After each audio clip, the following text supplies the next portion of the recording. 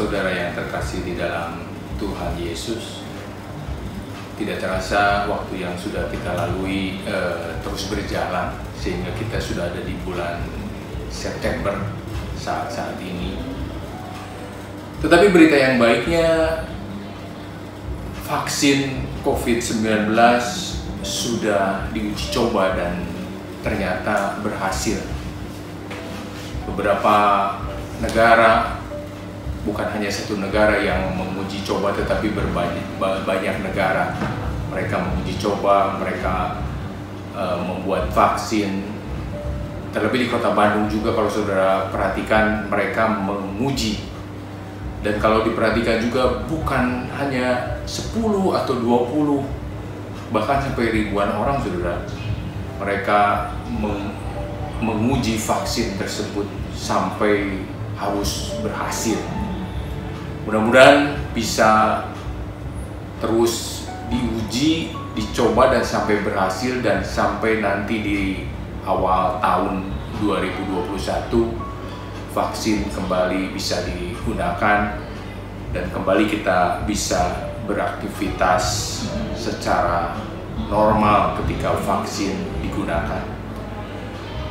Kalau saudara perhatikan juga, vaksin yang diuji coba kepada orang-orang tersebut, puji Tuhan ada banyak sekali sukarelawan yang mau menjadi bahan pencobaan vaksin tersebut. Mereka harus dalam keadaan baik tentunya, mereka harus dalam keadaan sehat, dan ketika mereka setelah divaksin 14 hari sekali, mereka harus melakukan pengecekan. Mereka harus datang, dicek kesehatannya, apakah baik, apakah menjadi mengganggu di dalam tubuhnya.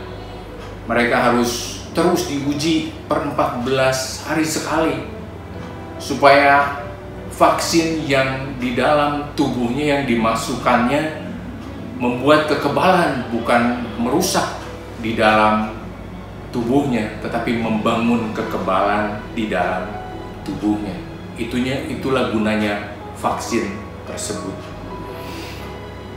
Jadi tidak cukup satu kali pengujian, tetapi berulang kali. Dan bukan hanya satu negara, tetapi banyak negara, saudara. Dan hasilnya harus disamakan, harus rata. Satu tempat berhasil, di satu tempat yang lain pun harus sama juga berhasil. Baru vaksin tersebut bisa diproduksi secara besar-besaran. Kabar yang menggembirakan, biarlah saudara dan saya juga nanti bisa lebih lagi turut mendoakan biar semuanya kembali bisa berjalan dengan normal, yang seperti yang pernah kita lakukan beberapa waktu yang lalu. Saudara, di 2 Korintus 13 ayat 5 dikatakan, ujilah dirimu sendiri, apakah kamu tegak di dalam iman. Iman kita pun diuji, apakah kita tegak di dalam iman. Di Ibrani 11 ayat 1 di terjemahan yang lain dikatakan, iman berarti merasa yakin akan yang kita harapkan. Dan iman berarti mengetahui sesuatu benar terjadi walaupun tidak kita lihat. Apakah kita benar yakin? Apakah kita percaya dengan yakin? Apakah kita dengan sungguh-sungguh percaya kepada Tuhan dengan yakin? Setiap apapun yang ujian yang datang kepada setiap saudara dan saya, apakah yakin bahwa kita bisa melalui semua ini? Apakah kita yakin bahwa Tuhan ada bersama dengan saudara? Kalau vaksin yang dilakukan tadi hanya 14 hari sekali, tetapi ujian iman kita tentunya tidak 14 hari sekali, saudara. Setiap saat, setiap waktu kita menghadapi ujian. Lalu ayat selanjutnya dikatakan, selidikilah dirimu, apakah kamu tidak yakin akan dirimu bahwa Kristus Yesus ada di dalam diri kamu. Sebab jika tidak demikian, kamu tidak tahan uji.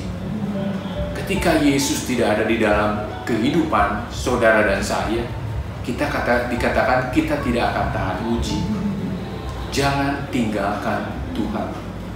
Jangan tinggalkan Tuhan Yesus. Yang pertama, pastikan Yesus ada di dalam setiap saudara dan saya, supaya iman kita tetap tegak, supaya kita yakin, punya keyakinan, kepastian, supaya kita bisa menghadapi ujian yang satu dengan ujian yang lain. Di 1 Yohanes 3 ayat 24 bagian A dikatakan, barang siapa menuruti segala perintahnya, ia diam di dalam Allah dan Allah di dalam dia. Ketika kita mengikuti segala perintah Tuhan, saudara ada bersama dengan Tuhan. Roma 8 ayat 31 dikatakan, sebab itu apakah yang akan kita katakan tentang semuanya itu?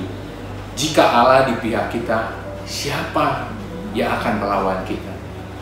Saudara, sungguh satu menggembirakan, sesuatu sukacita ketika kita mendengar ayat ini. Jika Allah ada di pihak kita, siapa yang akan melawan kita?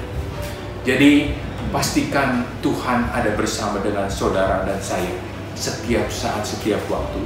Namun berharap senantiasa, memohon senantiasa. Jadi jangan tinggalkan Tuhan. Biarlah Tuhan Yesus senantiasa ada di pihak saudara dan saya. Terima kasih. Tuhan Yesus berkati.